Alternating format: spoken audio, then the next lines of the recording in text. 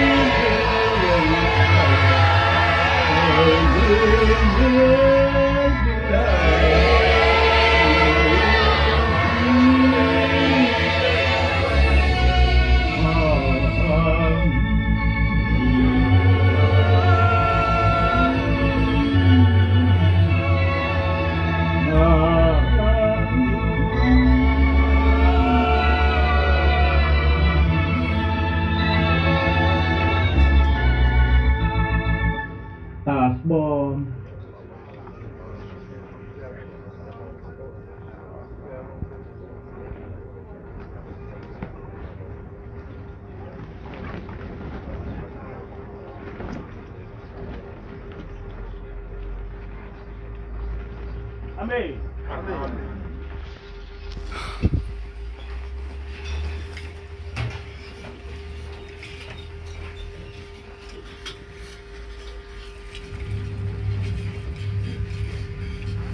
Sizofunda incwadi ka-Exodus 23 from verse 20 to 22. Exodus 23 verse 20 to 22. Bheka, ngiyathuma ingilosi phambi kwakho ukuba ikulondoloze endleleni, ikuyise endaweni engiyilungisileyo. Iqaphele ulalele izwi layo, ungayicunuli, lokhu ayikuthethelela izimpambeko zenu, ngokuba igama lami likulo. Kepha uma ulalela nokulalela izwi layo, ukwenze konke engikukhulumayo, ngiyakuba isitha sezitha zakho, ngiphambane nabaphambana nawe. Amen.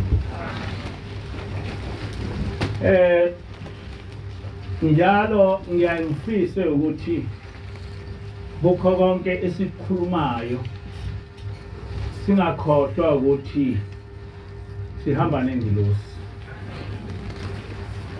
Lento uNkulunkulu owayisho kubantwana bakwa-Israyeli namhla uyisho kithi ukuthi nginithuma nengilosi ukuba ihambe phambi kwenu, nilalele, ningayicunuli, ngoba uma niyicunula ayikunithethelela, ngoba igama lami likulo.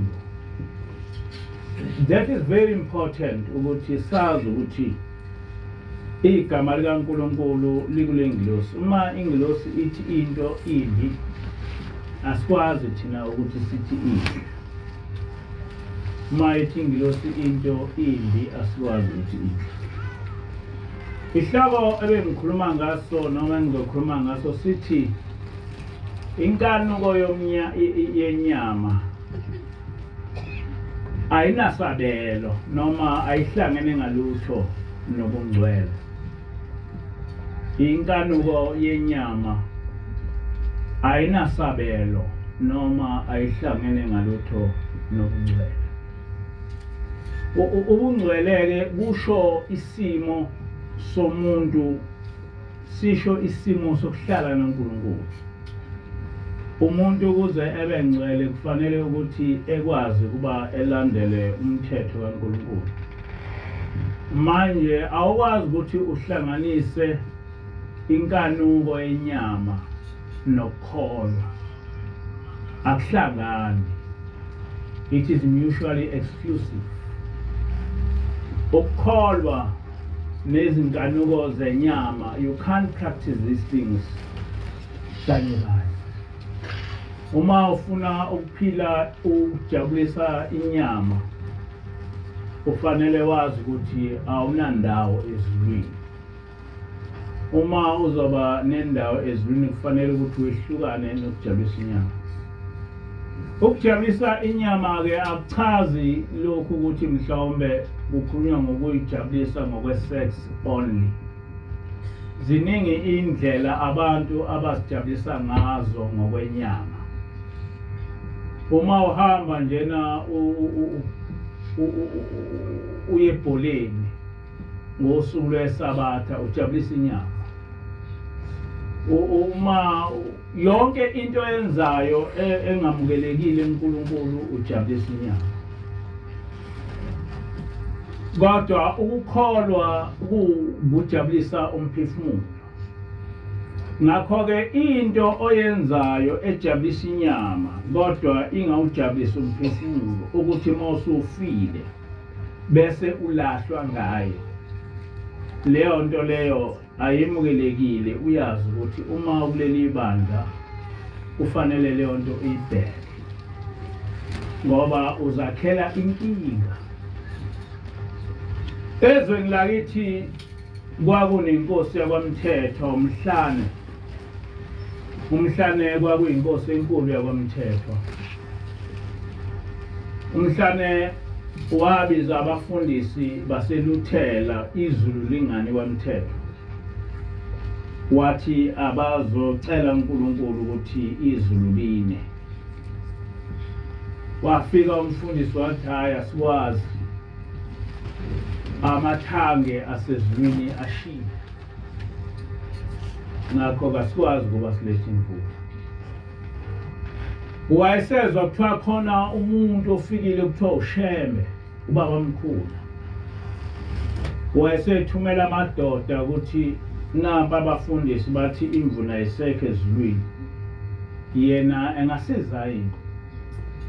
Athi mayefika lamadoda wathi ubaba omkhulu niwaphethe amajazi.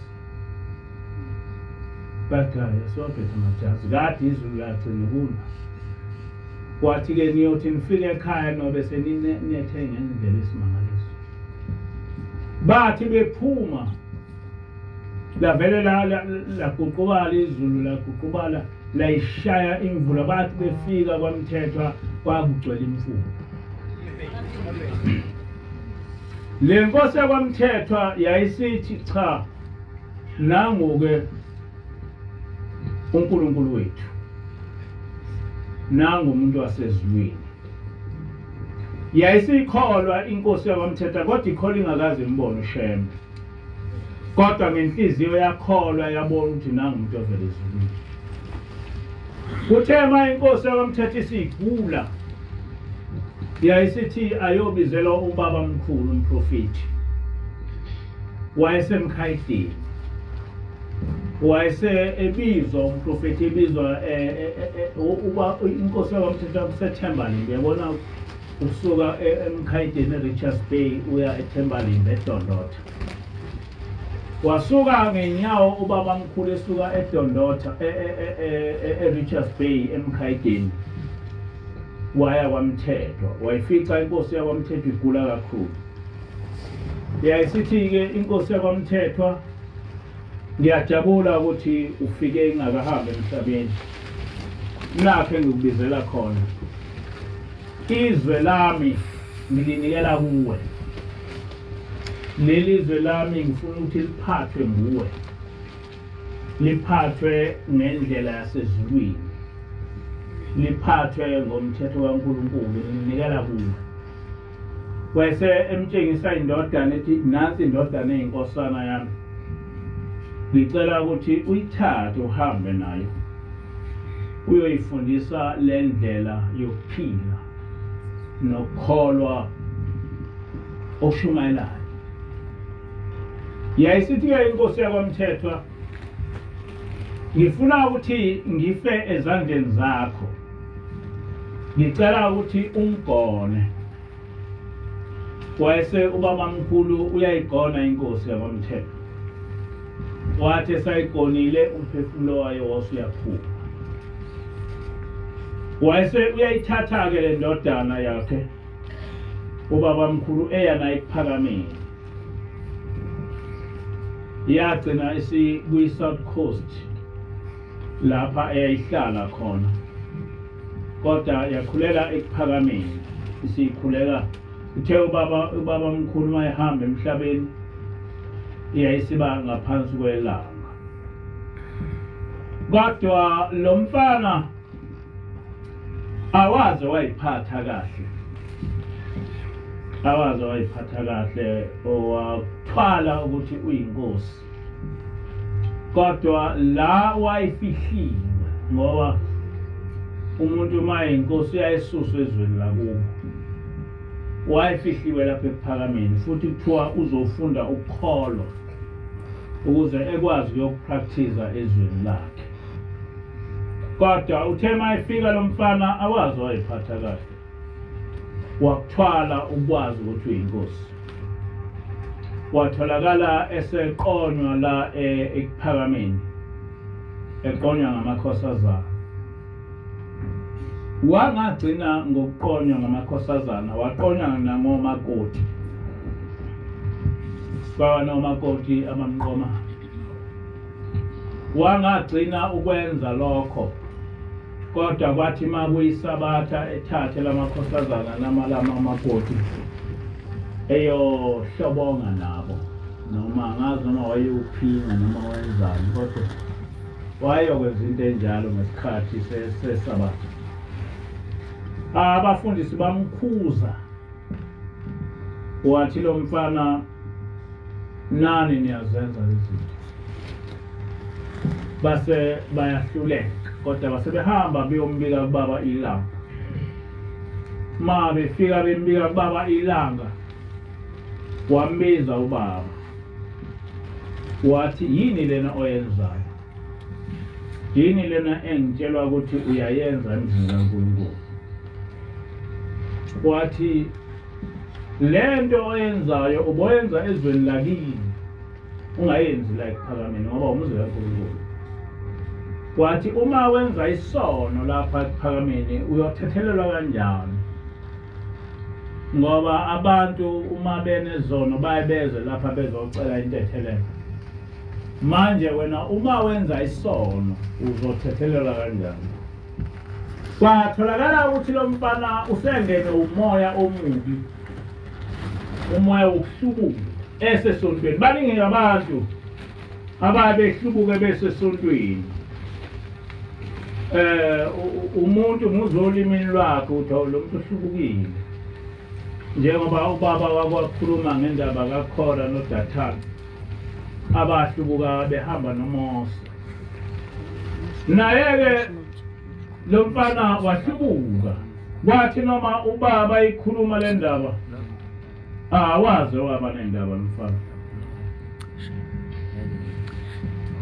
ngelinye ilanga wabhala incwadi lomfana esekhona ePhakameni incwadi nje eyayikhuluma kabi ngobaba ilanga ithi wena ungenelani lapha esontweni ufake icathulo ayifaka ngaphansi komnyango wakhula-ke lo mfana waba inkosi uthena noma seyinkosi awaze wakuyeka lokhu kuhlubuka waphuza utshwala wayemfana wayesifundiswa ngaleso sikhathi ayengakababikho amakhosi ayizifundiswa kodwa lo mfana wayesifundiswa ngazi noma wayeno-matric kodwa ngikholwa ukuthi waye-university kodwa ngaleso sikhathi kuba no-matric kwakuyinto enkulu kakhulu lo mfana-ke wafunda uthe uma efunda wabona ukuthi ukufunda nobukhosi kufanele ukuthi ukugcwalise ngotshwala waphuza lo mfana waphuza seyinkosi waphuza ngelinye ilanga waya kubaba ngapha empangeni ney'ngwelezane ingwelezane siyinkulu manje kodwa kwakusengwelezane ubaba ilanga wayenamabhasi ayesuka empangeni eze la ngasemhlathuzi wayekhona-ke kumbiwa umgwaqo wawumbiwa ngamapiki kuzohamba ibhasi wafika-ke lo mfana kubaba wafika edakile wathi lo mfana uma efika kubaba wathi ubaba hawu udakiwe uphuzile uzalima uphuzile wathi lo mfana baba bengomile wathi ubaba ubomile wathi lo mfana yebo baba wathi unawo amanzi okuqeda ukoma kwenyama kodwa unawo yini amanzi okuqeda ukoma komphefumulo kwatholakala ukuthi lo mfana udakile akazi nokuthi uba ulanguthini lo mfana waphuza uthe uma esephuzile wagcina sekumgulisa lokhu mntwana kwamgulisa wagula kakhulu uthe uma esebona ukuthi uzohamba emhlabeni uyabona ukuthi manje uyafa manje wezwakala esethi ngicela kubani ngisekubaba wathi abazali bakho ufuna ukuyokwenzani kubaba wathi hayi ngicela kubani ngisekubaba wayesefunelwa imoto uma efunelwe imoto wayese iyamthatha le moto kodwa yathi phuma esangweni waphuma umphefumulo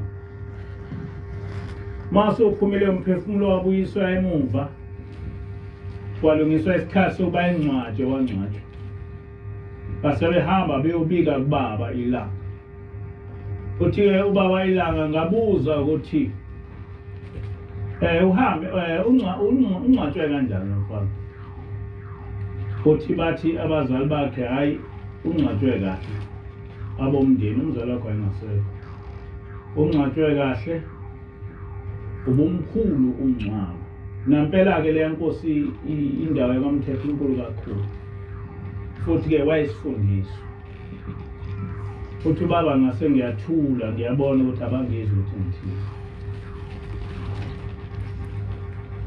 kwathi sekuzophela unyaka ngelinye ilanga unkosikazi wakhe ngolesihlanu ntambama elungiselela isabatha wathi ezenamele nje wathi yabheka emnyango wafica umuncu wafica nomuntu owumuncu ongamboni ukuthi ugcinephi ondile kakhulu njengalabo abantu abasuke bebulawa indlala kunodaka olusuka ekhanda liloshaya enyaweni wathi mayibona lento lo mama lona wabaleka wangena endlini uthe mayesesendlini wayesezwa lo muntu emmemeza wathi masibanibani yini musa ukuba ungibalekela wezwa lo nkosikazi ukuthi yizwi lomyeni wakhe kodwa umyeni wakhe sewahamba emhlabeni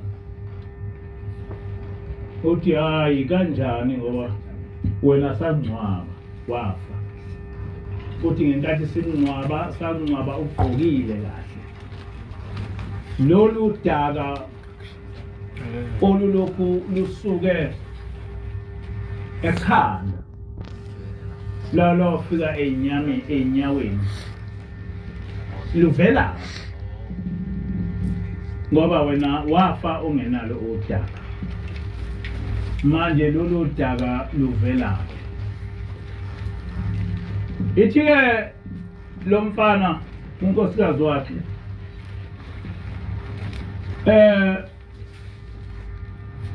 lolu daka lwadalwa yini lolu daka osemzimbeni wami ladalwa yini uthi wadala kanjani uthi angizange ngayihlonipha angizange ngayihlonipha imizimba yamakhosazana angizange ngayihlonipha imizimba yamakhosazana angigcinanga ngalapho angizange ngayihlonipha nemizimba yomakoti babantu uthi lonke lolu daka olubona emzimbeni wami ladalwa yini lonke lolu daka olubona emzimbeni wami ukusoka baba ngangilalana noma yimuphi umuntu wesifazane engimthandayo ngazijabulisa ngabantu besifazane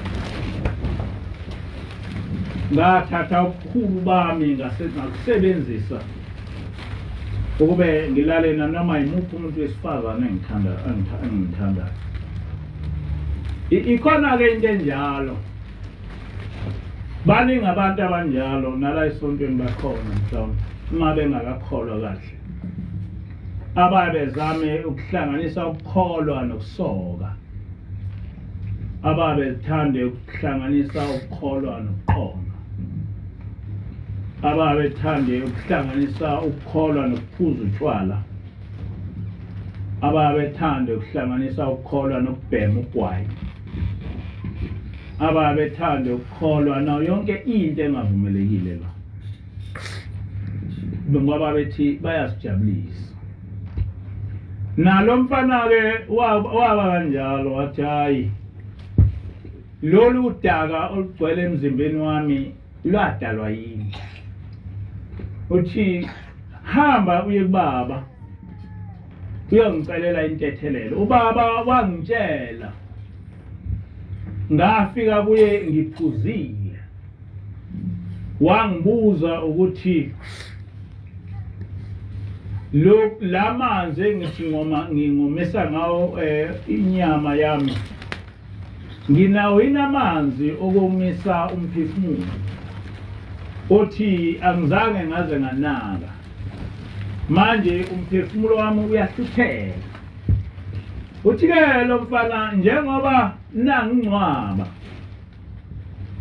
nangishiya ethuneni ithuna la ngehlula lapho nangishiya khona ngisahleli khona namanje angiphumi uma ngithi ngiyaphuma kumnyama wonke indawo kumnyama ngibona lutho ngihlala ethuneni umuzi wami ithuna uthi ngenkathi ngisesemhlabeni sasikhuluma ukuthi mangifa ngizoya emzini wasekuphakameni uthi kodwa angaze ngubone sase sithi masifa sizoya ezulwini uthi lo mfana izulu angilazi into engiyaziyo umnyama kuphela kumnyama uthi uma kwenzekile ngiphuma emnyameni ngihambe emnyameni mhlawumbe ngifike othukela ulifice amanzi othukela ligcwele ngaleso sikhathi uthukela lalukhulu kakhulu kona lokho imfula emkhulu eqaleni uthi kodwa ngothi mangithi ngiyasondela ngithi ngiyaphuza noma ngigeza lolu daka olugcwele emzimbeni wami uthi amanzi othukele vele phele uthi ngihambe ngifike umhlathuze mkhulu wawumkhulu ngaleso sikhathi awusekho uthi noma ngawufica ugcwele uthi mangithi nje ngiyagoba ngithi ngifuna ukuphuza uthi amanzi avele phele ngaso leso sikhathi uthi lolu daka liyanginukela kakhulu uthi lo nkosikazi lwasuka ekhanda lwala ufika ezansi yonke engembethe enqunu embathwe udaka kuphela uthi ke lo baba lenkosi lena udaka liyanginukela kodwa manje anginawo amanzi okugeza noma ngafika emfuleni omkhulu ngithi ngiyageza kutholakala ukuthi umfula amanzi ayamphika uthi njengoba ngagqokile nje ngiyagodola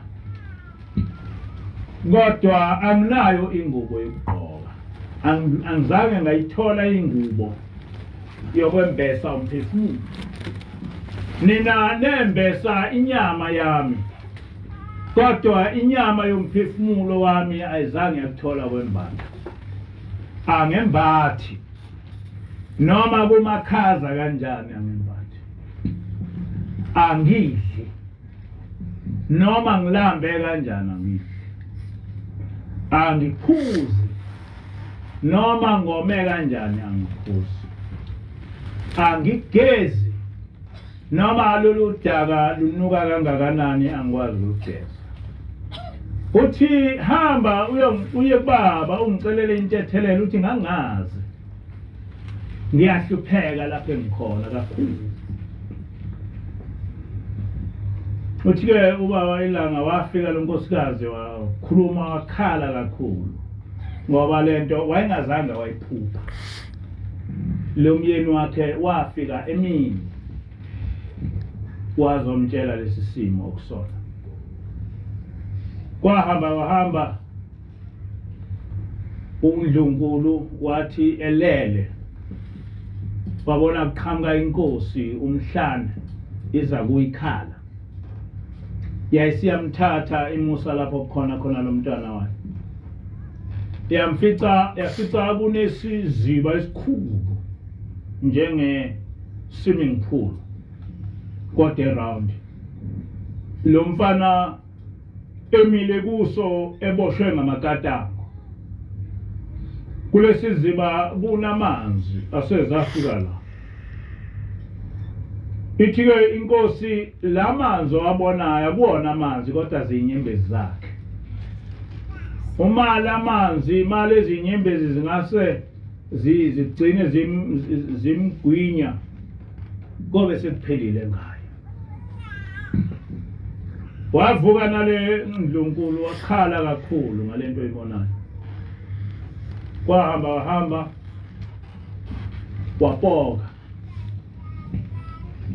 wapoka emini. Kwakuthi nje ishaya nje 4 watholakala selapha emzini wakhe epoka impela nje evutha phambi komzi wakhe. Le ndaba sasixoxelwa inkosi yakwaMthethwa. Nobaba Ilanga wayikhuluma kodwa mina ngangibuye ngizwe inkosi yakwaMthethwa. Ngithi Sembabe sasonta lapha nemzini wenkosi. Sisonta nayo. Ithi le nkosi ngenkathi esepoka yathatha umNazaretha yayabuye yathatha amanzi abusisiwe yafika yamthela ngawo wabaleka emini. Lokho sasixoxelwa inkosi yakwaMthethwa uNtemba lo osengasekho emhlabeni. Yayihlale ixoxa le ndaba ngoba emva kwale nkosi kwaba yiyona eyaba inkosi. Ngicabanga ukuthi uNtemba ngazi noma uhambe emhlabeni seko 93 years okwathi so uhambe nje last year.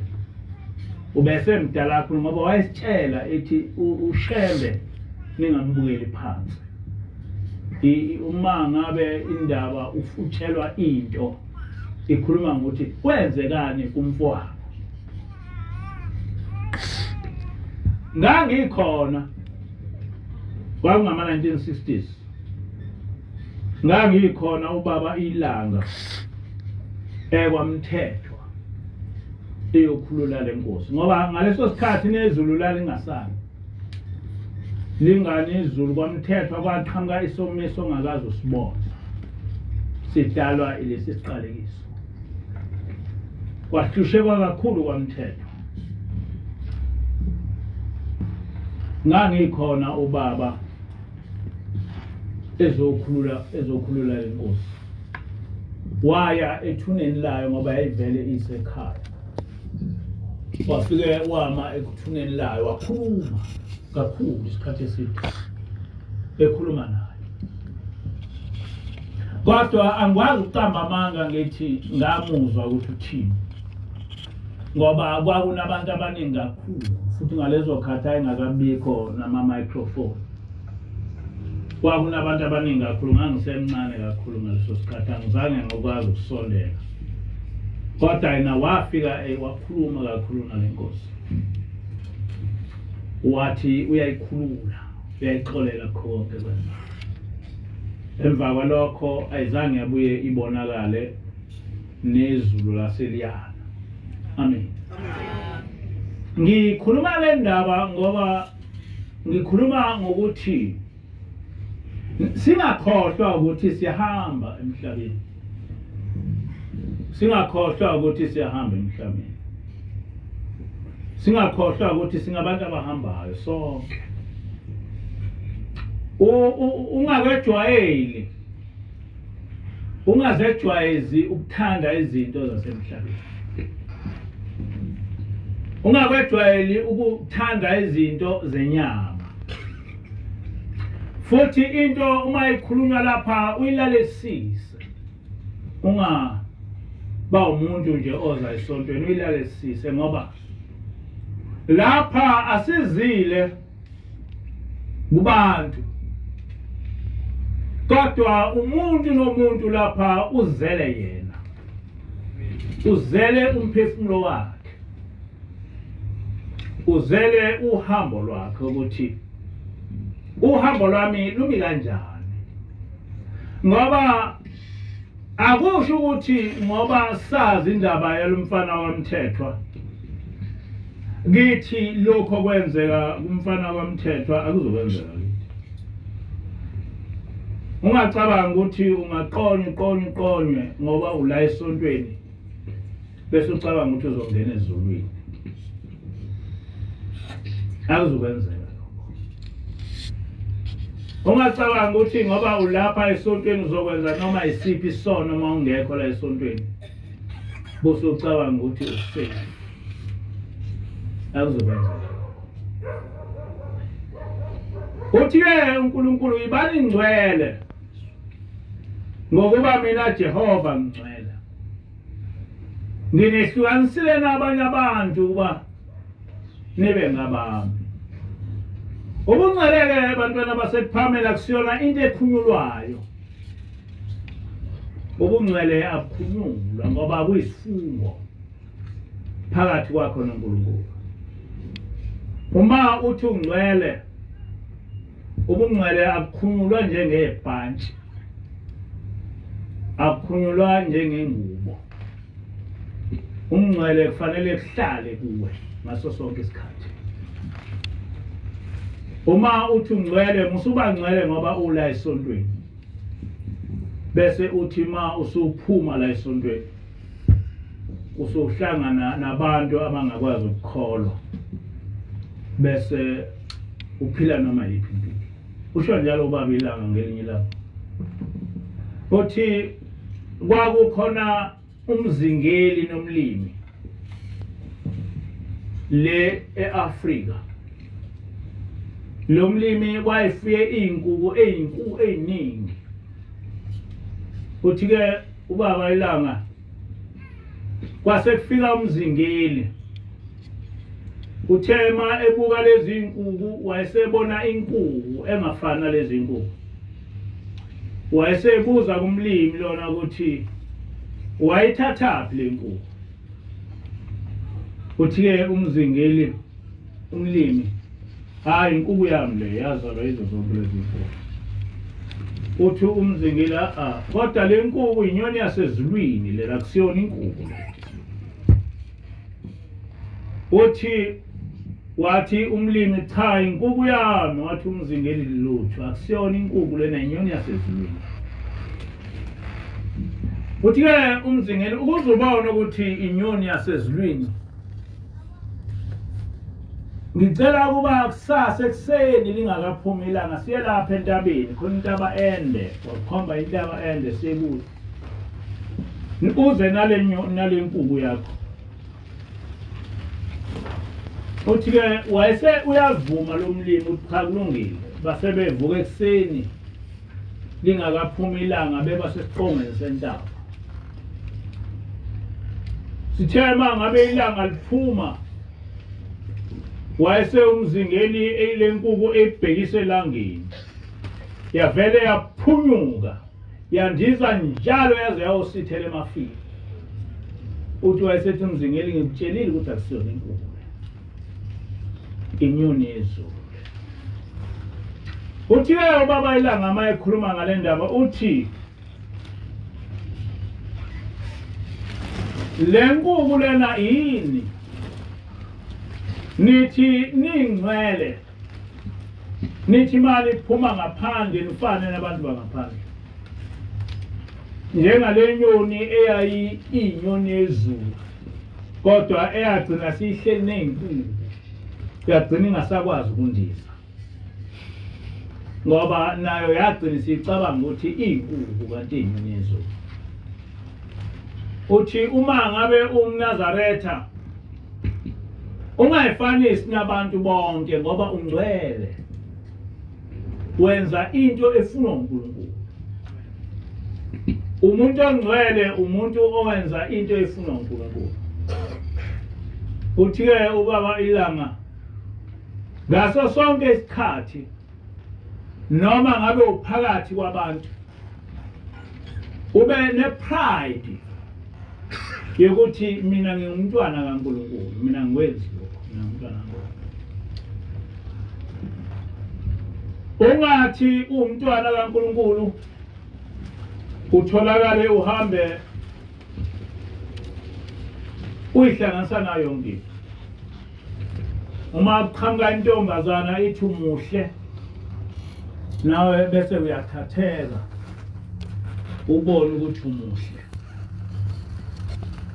Ungavumi ukunconywa ngabantu basemhlabeni ongwasezulwini. Ungakuvumi ukunconywa ngabantu basemhlabeni ongase ngoba ukuhle kwasemhlabeni inkanuko yomhlaba. Ubuhle basemhlabeni inkanuko yenyama. Njengoba kuyinkanuko yenyama uzoyishiya. Kodwa emva kwesikhathi izokuhlupha. Inkanuko yenyama ihamba iphela. Udumo lwenyama luhamba liphela. Ungalifuni udumo lwenyama, yikho sinjena nje. Uma ethi uNkulunkulu ungagundi, ungabe wena usubuka abantu basemhlabeni. Uthi abantu bathi muhle mangakugundile. Kodwa uNkulunkulu yena uthena umuhle unehlupho. uNkulunkulu uthena umuhle unentshela. Bafika abantu bathi umuhle uyimbuculo. Bafika abantu bathi umuhle ufake ibhluwe. Bathi abantu umuhle upende umlomo. Bathi abantu umuhle wakhe amashiya neinkophe.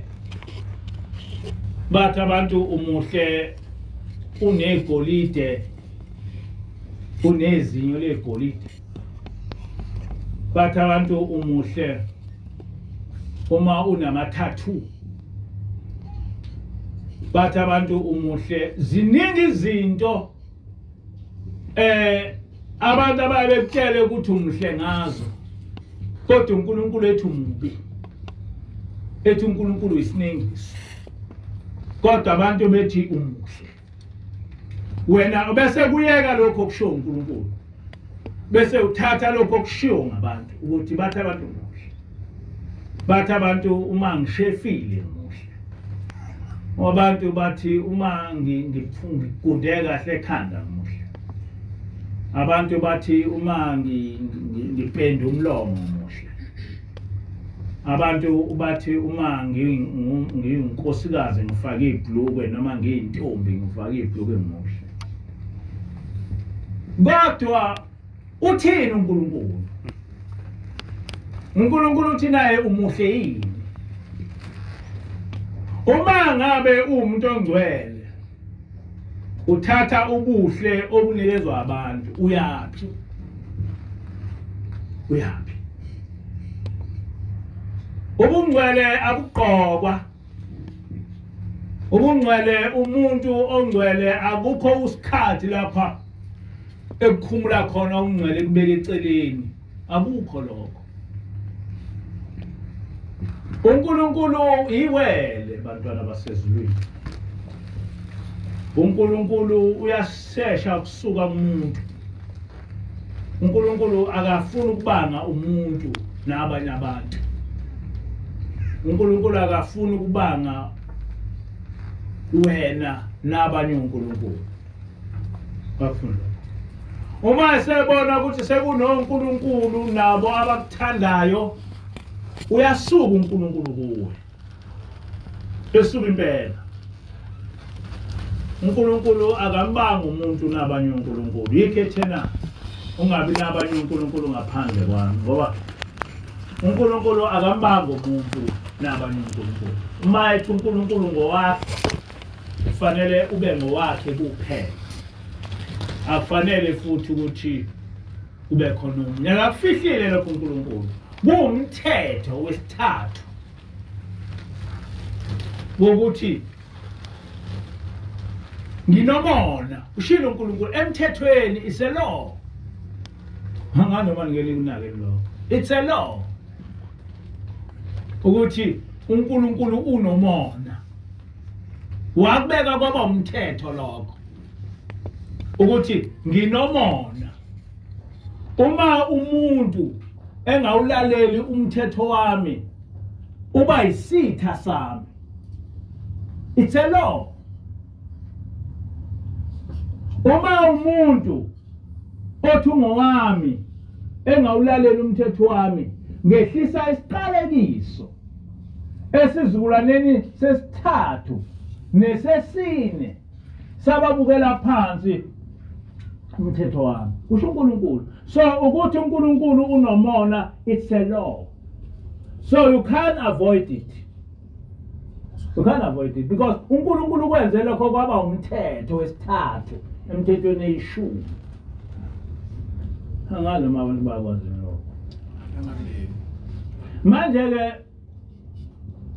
ngithi bantwana abangcwele uma sifuna ukuya ezulwini, uma sifuna ukuya ezulwini ahlukane nezinkanuko zenyama.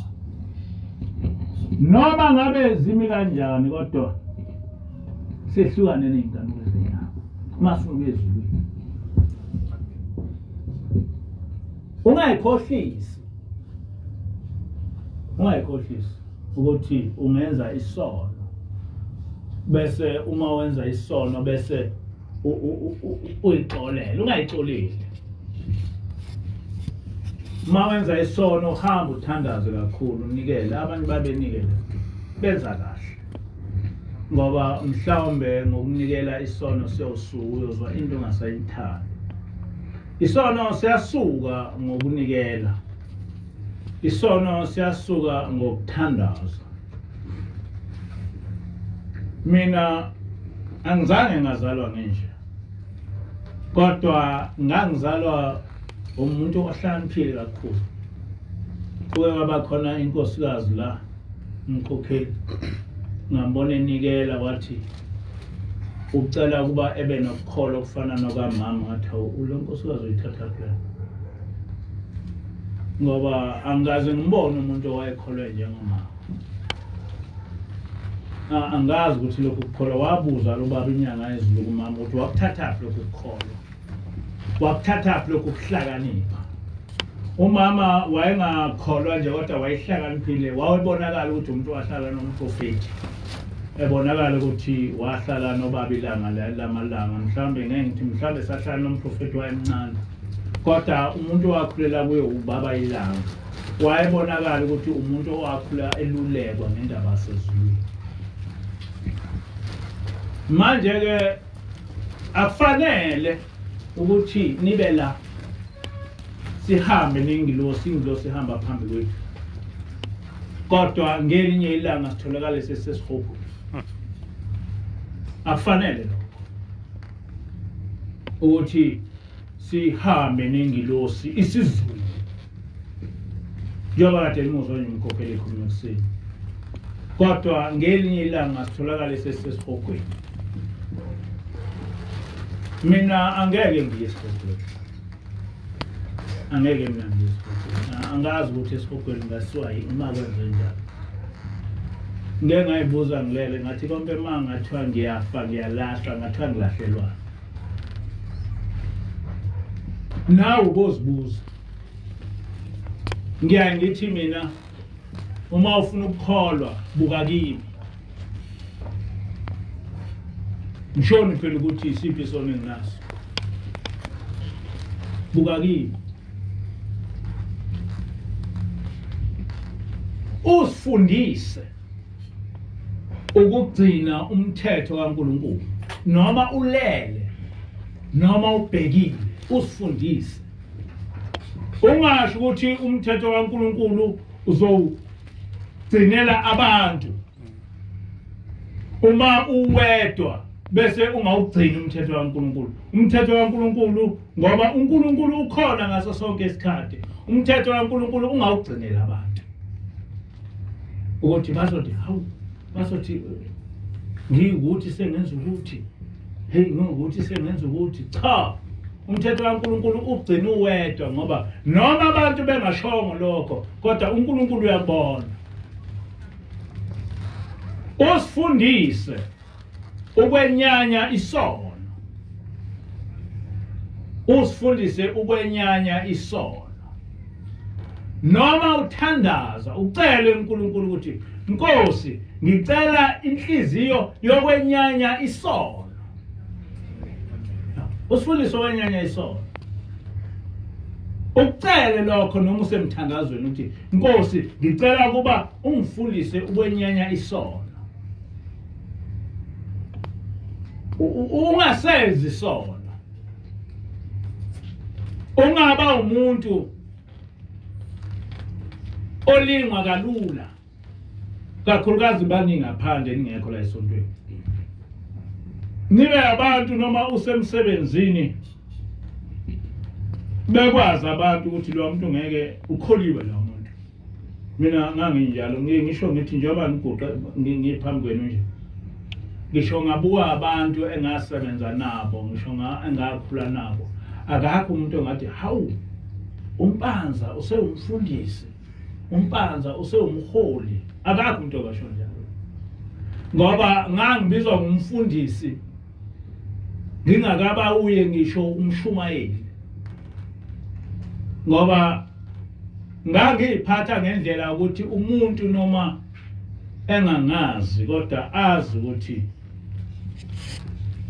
lo muntu ukholiwe. Ngangasho ngelinye ilanga ukuthi ngisesikoleni ngangi uchairperson we-SCM. Ngangiphatha abantwana abasindisiwe.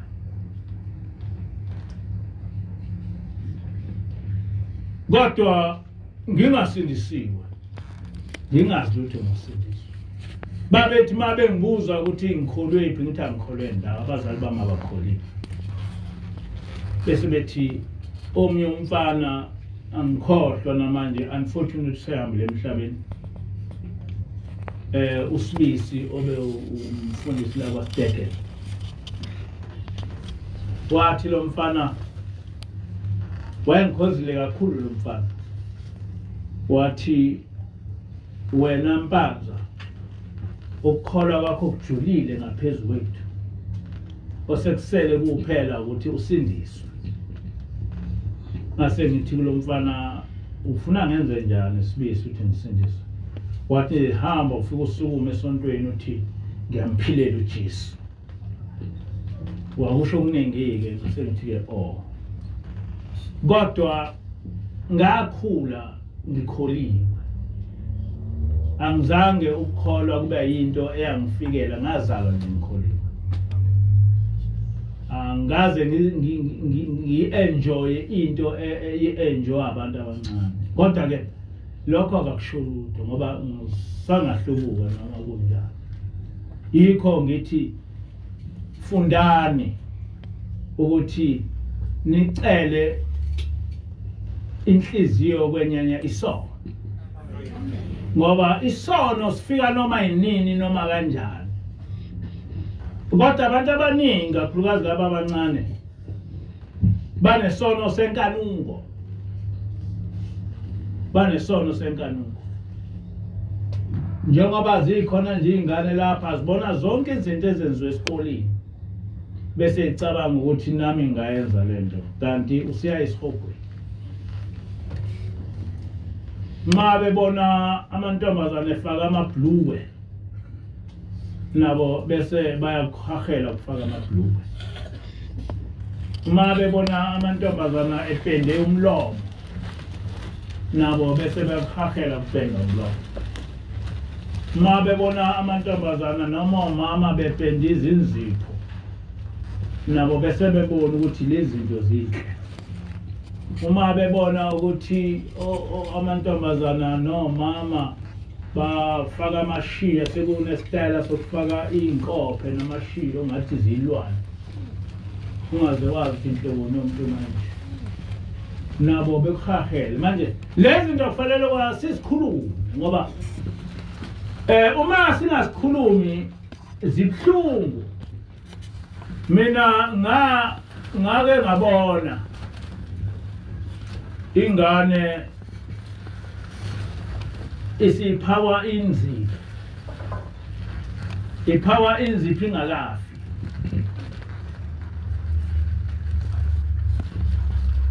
Kodwa manje le ntombazane siphawa inzipho ngoba inzipho zayo babona manje ukuthi lento ayikho ezulwini.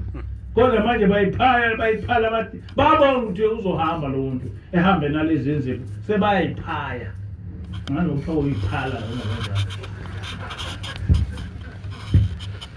yini ukuyiphala phala sinaphela ngokwamthetho uyazi-ke umvangeli kwamthetho kusho uphaya kusho uphaya. So lo mntwana wayesephalwa inzipho, ephalwa inzipho zasezandleni, ephalwa inzipho zasenyaweni, esuswa ilokhuza lento esemlonyeni, kubonakala ukuthi uyahamba and wahamba. Kwase kusho yena ukuthi ayisuswe, hayi ukuthi babe iphala nje, kwakusho yena ukuthi ngiphaleni isuseni ngoba azingene ezulwini. Nkosi yami, ubube uyawungazi ukuthi abantu uzobenza kanjani ukuthi bebone lento esiyibonayo. Uyawungazi ukuthi konke umuntu uzomenza kanjani ukuthi ebone lento engiyibonayo. Uyabona uma ubona abantu benza izono,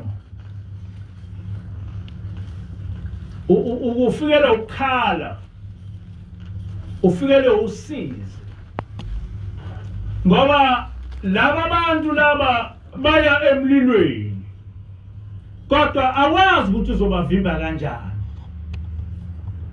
Uyabona, ubona ingane iya esizibeni, ingane encane ekhasayo, ungale bocingo, kodwa ungeke uma uthi uyayikhuza ingane ikuphendule ithi bese iyahleka ngoba ayazi ukuthi uthini. So nabantu uma kukhulunywa ngendaba yezulu banjalo, abayiboni lento esiyibonayo. Uma uthi ubatshela ngengilosi uyahuma nje wena ohlanyayo, yabo. Njengoba ngisho ngithi kuyinkinga ukuba umuntu ofana nami ohlala nengilosi ngoba lento engikhuluma ngayo angiyikholelwa, ngiyayazi. Yabo, kunomehluko phakathi komuntu okhuluma into oyikholelwayo njengoba kuma umfundisi ekhuluma ezebhaquza enze yonke into, ekhuluma into oyikholelwayo. Lento engiyikhulumayo angiyikholelwa, ngiyayazi. Ayikho into ebuhlungu njengoba ubuka ukuthi labo bantu bonke laba bantu bayisihogweni. Noma umuntu uyamtshela noma ubhala uFacebook awulali umtshela ngibhala lokhu nalokhu ngibatshela ukuthi bami kanjani. Hayi abantu abakhulu, abantu bafana nengane nje. Njengoba ngisho ngithi ayikho into ebuhlungu njengokuthi ube kwi-fence ubone ingane ikhasa iya elokhuzeni, iya kwi-swimming pool, uthi mawuthi hey iphenduke ibheke kuwe ihleke ngoba ayizi ukuthi uthini. Ayizi ukuthi uthini. Ayizi ukuthi uthini. Uma abantu batshela ukuthi hayibo isihoko sikhona, hayi abantu abenza ukuthi uthini. Hayibo hlukanana lezi zinto, zenza into zizosisa esihogweni. Isihoko sikhona and isihoko sibuhlungu. Abezwa abantu ukuthi abezwa. Ngithi-ke kungabuhlungu uma ngabe phakathi kwethu ungaba khona umuntu ongayizwa into engiyikhulumayo. Kungabuhlungu uma ngabe phakathi kwethu kungaba khona umuntu ongayizwa into. Ucabanga ukuthi ngiyadlala uma ngithi ungayiphili impilo eyinkanuko yenyama. Kusukela namhlanje nazifundisa ukuthi ungayiphili impilo eyinkanuko yenyama, ungayiphili impilo ezokwenza ukuthi abantu bekuncome.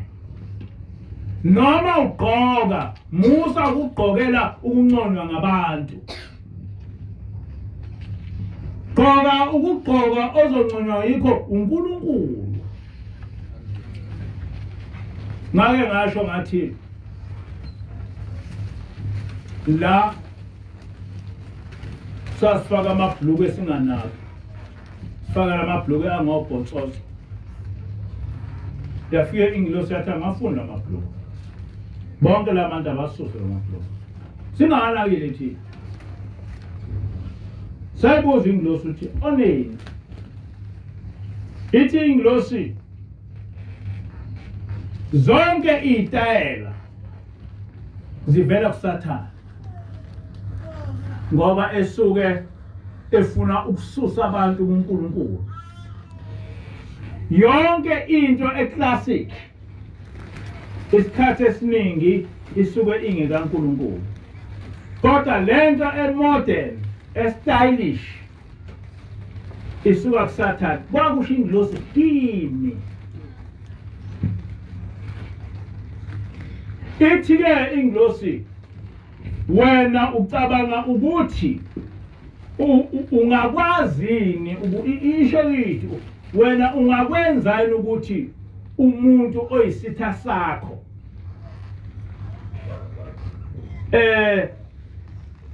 enze into ezokwenza ukuthi umuntu wakho bese yothatha leya nto yakulowa umuntu oyisitha sakhe bese ezoyifaka endaweni yakho.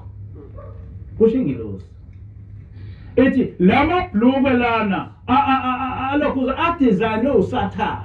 Manje na-ke uNkulunkulu uzowavuma kanjani ukuthi engene endaweni yakhe? Hayi ukuthi lokho kwakusho ingilosi. Ngenkathi sibuza nomkhokheli ukuthi onengane amabhluku amancane, yayisithi ingilosi adesignwe uSathane. Manje uSathane uyisitha sikaNkulunkulu. Ithi-ke ingilosi, wena isho kithi-ke wena ungakwazi ukuthi umuntu wakho, ingane yakho iqhamuke isigqoke into yesitha sakho? Ungayivumela ingane yakho ukuthi ingene ekhaya lakho isigqoke into oyazi ukuthi idesignwe isitha sakho? Ithi-ke ingilosi, uSathane uyisitha sikaNkulunkulu. Ngakho-ke zonke izinto ezidesignwa uSathane azemukeleki ezulwini. Ngakho-ke uzoke ungangeni ezulwini ngokugqoka wena ukuthi ukholiwe. Kufike kuthiwa ayaziwa lento, ayaziwa lento igqoka. Qhamuka namba abantu namba laba bantu abafana nabo, ayaziwa lento lapha ezulwini. People must have a picture, a real picture yezulu, a real picture yezulu. Abantu abanayo ipicture yezulu bacabanga ukuthi ezulwini kungangena noma ubani. No. Izulu into ephambili kabi, and because iphambili inemithetho emkhulu. It's just like anything golden, anything expensive. Ukuze uyithole kufanele uyisebenzele kalula. Ngisho imfundo, uma ngabe uzofunda ufunde, abantu abangafundi bengahamba bekumagigi beyekuphi, wena uhlale ngoba uyafunda ufuna ukuthola le nto. Nezulu linjalo-ke. Izulu is not just an easy thing engena noma imuphi umuntu. No. Izulu alinjalo. Izulu into elikhulu kabi. So uma ngabe ufuna ukuya ezulwini kufanele udele yonke into. Akusho mina noJesu washo njalo. Wathi uma ngabe ungakabadeli abazali bakho for me, then ngeke ubone umbuso wezulu. Kwasho Jesu. Uma ngabe ungakabadeli abazali bakho for me, then ngeke ubone umbuso wezulu. Kunabantu ababethi hayi manje na uma ngikholwa manje na uma ngithi angisahlabi umndeni wami uzongikhipha. We Nkosi yami, ma usulele lapha na uyobuka uphi umndeni wakho? Uyobuka uphi umndeni wakho? Manje usuqunguluzela lapha noma usebhokisini lapha, uyobuka uphi umndeni wakho? Ucabanga ukuthi uNkulunkulu uyoba nendaba yokuthi umndeni wakho ubuthini? uNkulunkulu uyoba nendaba ukuthi abangani bakho babethini? No. Angeke benendaba. ngoba umuntu ezulwini uyilungiselela yena njengoba nelapha njena umuntu nomuntu uzofunela umphefumulo wakhe. Awuzofunela umphefumulo wonkosikazi wakho, awuzofunela umphefumulo womyeni wakho, awuzofunela umphefumulo wengane yakho. Ungabafundisa nje, kodwa you are alone at death. You are alone. So ayikho into mangabe uphila kahle lapha ekhanda uyazi indaba kaNkulunkulu okufanele ukuthi uthi abazali bami bazothini, abangani bami bazothini. Ayikho leyo nto. Uma ngabe uphila kahle ekhanda uyizwa lento engiyikhuluma engitshela yona. Ngithi ke ayikho into ebuhlungu njengokuthi ubona abantu beya esihogweni uthi noma uyabakhuza bengaboni. Abantu uma beza la esontweni bacabanga ukuthi bazoqeda ukuhlupheka kwasemhlabeni, kanti awukakahlupheki. Uyohlupheka mhla ufile. Mhla ufileke uyobona ukuthi ukuhlupheka kanti into enjani. Futhi uyabona ukuhlupheka ongeke ukucorrect. Uma ususethuneni ukuhlupheka ukwazi ukucorrect. Yasho njalo ingilosi neBhayibheli futhi liyakusho lokho. Ukuthi funani uNkulunkulu esafumaniseka. Ngoba kukhona isikhathi lapha uNkulunkulu ongeke umbize. Ngiyangizwa ukuthi kukhona isikhathi lapha uNkulunkulu ongeke umbize khona. Uma usufile awukwazi ukumbiza uNkulunkulu. Yasho njalo ingilosi. Yathi mbizeni uNkulunkulu esabizeka. Cela intethelelo isaceleka. Ithi kukhona indawo lapho uthi ufika khona kuthiwa akho intethelelo ecelwa la, intethelelo icelwa emhlabeni. Uma unesono sicele lapha kimi, sicele lapha kimi uthi baba nginesono esinje. Nginesono esinje. Lesi sono ngicela ukuba uNkulunkulu engithethelele. Sikhona ihlabelelo. Hello.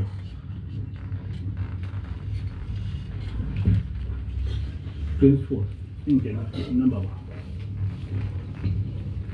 Thi. Sikhuluma ngenkosi ya ukuthi banenhla hayi ithini?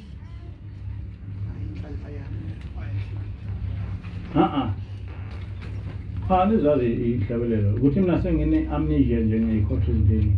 Kodwa lesihlabelelo sithi hayi inhlanhla yabo abathethela izono bese ithi na baba.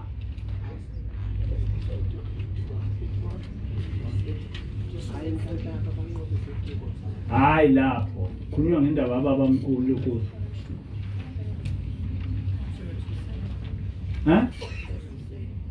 17 Bani? 217.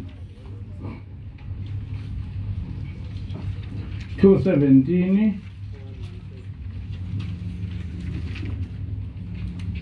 Team.